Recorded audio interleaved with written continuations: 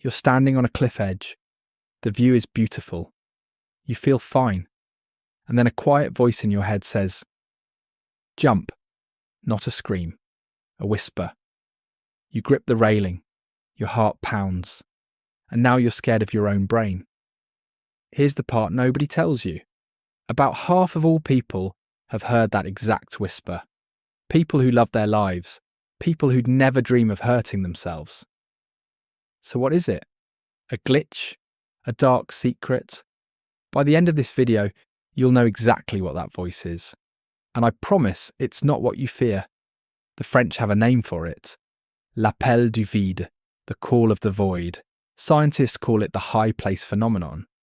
And it shows up everywhere. On balconies, on bridges, on train platforms, right as the train rushes in. Some people feel it holding a kitchen knife. Others feel it driving. A tiny urge to swerve. A flash. A half second. Gone. And quick myth check before we go on. This is not fear of heights. Acrophobia is when heights themselves terrify you. Sweaty palms in a glass elevator. The call of the void is different. It usually hits people who feel completely calm up there. No panic. No danger. Just a polite little voice with a terrible suggestion. But it leaves a question behind that can haunt you for years. Deep down, do I secretly want to die? In 2012, a psychologist named Jennifer Hames decided to actually test that. Her team at Florida State University surveyed 431 college students. They asked, "Have you ever felt the urge to jump from a high place?" The results were wild. More than half of the students who had never, not once, had a suicidal thought, had still felt the call of the void. The urge showed up in the happiest people in the room. So if it's not a death wish, what is it? To answer that, we need to look at how fast your brain actually works. When you step close to an edge, a deep, ancient part of your brain fires first. The amygdala, your alarm system. It doesn't think. It reacts. Edge, danger, back up. So you shift your weight back. Maybe you don't even notice you did it. This happens in milliseconds.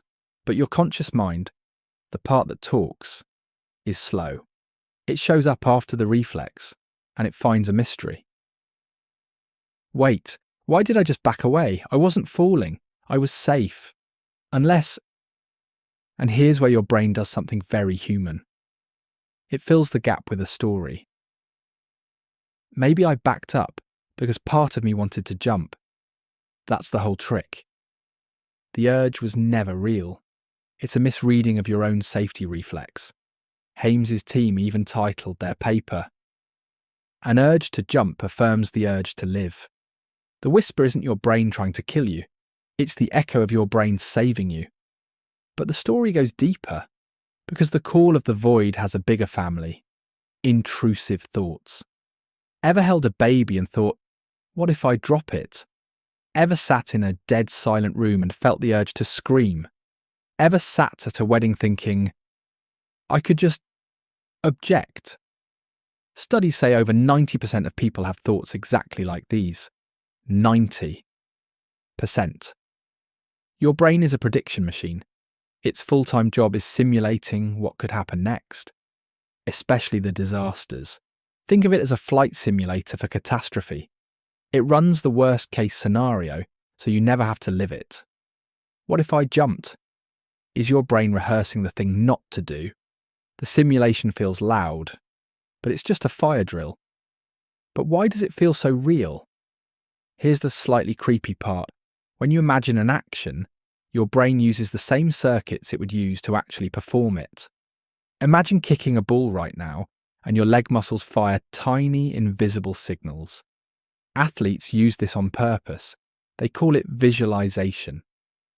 So when your brain simulates the jump, it borrows the machinery of real movement.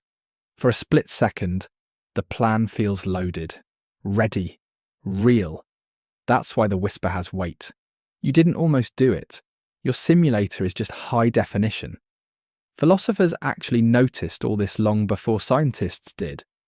In 1844, Søren Kierkegaard stood at the edge of this exact question. He called anxiety the dizziness of freedom. His point, standing on an edge, you suddenly realize nothing physically stops you. You are free, completely. And that freedom is dizzying. The whisper isn't an order, it's your mind noticing an open door and slamming it shut. Now, who hears the whisper the most? Here's where it gets even more interesting. The study found the urge was more common in people with high anxiety sensitivity, people who notice every signal from their own body. The heart flutter, the sweaty palms, anxious brains monitor everything. So they catch these little glitches more often and worry about them harder. But here's the key finding. Feeling the urge did not predict acting on it. At all. A thought is not a plan. An impulse is not a desire. Your brain produces thousands of thoughts a day. Some are brilliant. Most are noise. A few are just weird. You are not your weirdest thought. And whatever you do, don't try to force the thought away.